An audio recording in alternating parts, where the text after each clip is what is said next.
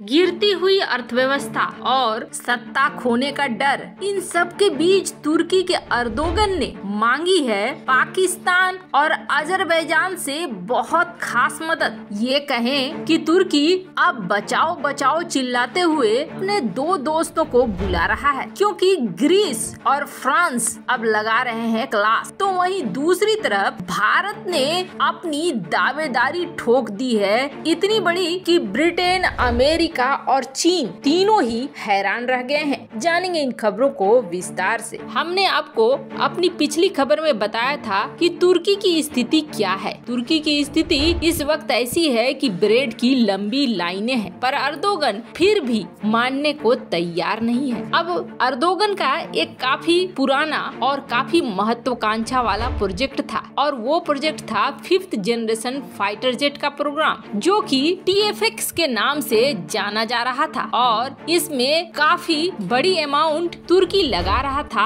5वीं जनरेशन के इस फाइटर जेट प्रोग्राम को बनाने के लिए। और टारगेट पे कौन था? तो टारगेट पे था ग्रीस। ये जो भूमध्य सागर का इलाका आप देख रहे हैं, इस इलाके में अगर तुर्की के साथ किसी के पंगे चलते हैं तो ग्रीस के चलते हैं। ठीक वैसे ही पंगे जैसे भारत के पाकिस्तान के साथ चलते हैं। दोनों एक दूसरे के खून पियाऊ वाले दुश्मन हैं, कभी भी भिड़ने को तैयार रहते हैं। और ग्रीस आजकल भारत से दोस्ती तो बना ही रहा है, और फ्रांस उसका पक्के वाला दोस्त है। फ्रांस ने ग्रीस को दे दिया है राफेल, और न सिर्फ ग्रीस को बल्कि इस इलाके में कई और देश को भी राफेल मिल चुका है। जिसके बाद तुर्की को लगने लगा है डर। ग्रीस लगातार फ्रांस से बहुत ज्यादा संख्या में हथियारों की खरीद कर रहा है, और ज्यादातर हथियार उसके एडवांस है, जिसकी वजह से तुर्की का डर कहीं न कहीं जायज भी है। ग्रीस जो पक्के वाला दुश्मन है, तो कभी भी लड़ाई छिड़ सकती है। ऐसे में ग्रीस से बचने के लिए तुर्की दुनिया भर में हाथ तो फैलाना चाहता है, पर अमेरिका से दुश्मनी महंगी पड़ रही है। अमेरिका के F-35 प्रोग्राम में पहले तुर्की शामिल था, लेकिन तुर्की ने जैसे ही S-400 खरीदा, तुर्की को निकाल कर बाहर कर दिया अमेरिका ने। F-35 के प्रोग्राम से निकलने के बाद अब तुर्की के पास वैसे तो पैसे के नाम पर कुछ बचे नहीं है, और अर्थव्यवस्था है खस्ते हाल, लेकिन अपने देश की सुरक्षा करनी है। अब ऐसे में अपने देश की सुरक्षा तुर्की करे तो करे कैसे? किसी और से मांग नहीं सकता है पैसे। वर्ल्ड बैंक की तरफ जाता है तो वर्ल्ड बैंक लोन देने से इनकार करता है, IMF लोन देने से इनकार करता है। हालांकि तुर्की और पाकिस्तान इसके लिए दोष देते हैं भारत को ही। भारत ने उनके पैसे रुकवा दिए हैं, अमेरिका ने उसके पैसे रुकवा दिए हैं, लेकिन कारण कुछ भी हो, इनकी जेब में अठन्नी नहीं आ रही है। ऐसे में तुर्की करे तो करे क्या? नए हथियार खरीद नहीं सकता है। F-35 के लिए बहुत कोशिश भी की अमेरिका से, पर बात नहीं बनी, उल्टा प्रतिबंध लग गया। पर अब तुर्की सोच रहा है कि किसी तरीके से अपनी 5वीं जनरेशन के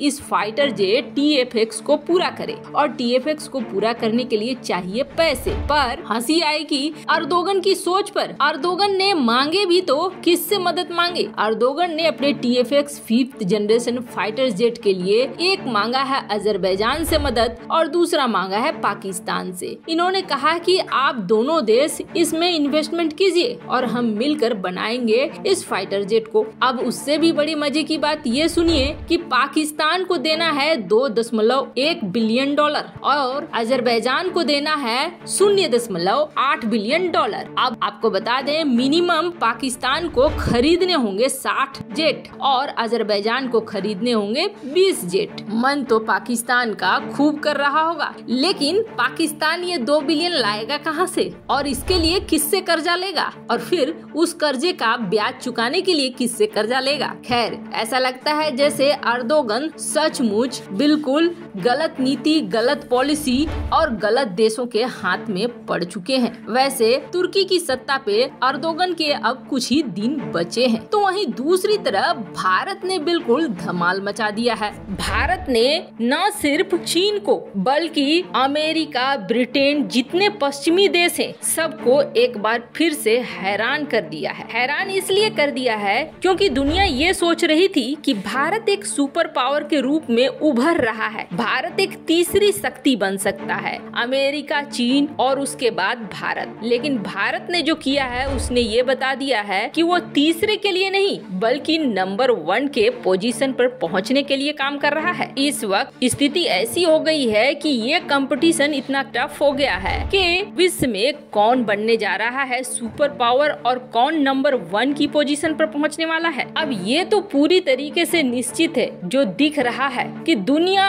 बिल्कुल इलेक्ट्रॉनिक वार में और इलेक्ट्रॉनिक संसार में चेंज होने वाली है। अभी ही हमारे इर्द गिर्द इलेक्ट्रॉनिक चीजों की भरमार होती जा रही है और जीवन से लेकर जंग तक सब कुछ इलेक्ट्रॉनिक आधारित होता जा रहा है। 10 साल बाद जिस तरीके से बदलाव आ रहा है, पूरी चीजें आप देखेंगे ऑटोमेटेड हो गई है, सारी चीजें मशीनों पर आधारित हो गई हैं। लेकिन इन सब में सबसे अहम रोल अदा कर रहा है सेमीकंडक्टर। हमने आपको अपनी पिछली खबर में बताया था कि भारत ताइवान के साथ मिलकर बड़ी कंपनी ताइवान की एक यूनिट लगा रहा है भारत में। लेकिन कहानी यहीं तक खत्म नहीं हुई थी। तब ये बात आई थी कि नैनो टेक्नोलॉजी तो ताइवान देने से रहा, ऐसे में भारत चाह लेगा तो भी कुछ खास फायदा नहीं होगा। बस यही फायदा होगा कि सेमीकंडक्टर की सप्लाई बनी रहेगी, हमें सप्लाई में दिक्कत नहीं होगी चीन से। लेकिन भारत ने अब जो दिया है मैसेज, वो मैसेज तो 4 कदम आगे निकल चुका है और ये बता रहा है कि भारत की असली सोच क्या है। अभी हाल में आपने देखा होगा जब दिवाली वगैरह का समय आया था, तब वैसे नॉर्मली इलेक्ट्रॉनिक्स उपकरणों पर छूट रहती है, लेकिन दिवाली के समय खास छूट नहीं रही। इसका सबसे बड़ा कारण था सेमीकंडक्टर का शॉर्टेज। चीन ने सेमीकंडक्टर को बाहर निकलने से रोकना शुरू कर लिया है, मतलब पूरी सप्लाई चेन पर धीरे धीरे कब्जा करना। ये नीति भारत के ऊपर भी लागू हो रही है, चीन की और अमेरिका के ऊपर भी। लेकिन अब भारत ने बिल्कुल झटका देते हुए जो खबर दी है, उससे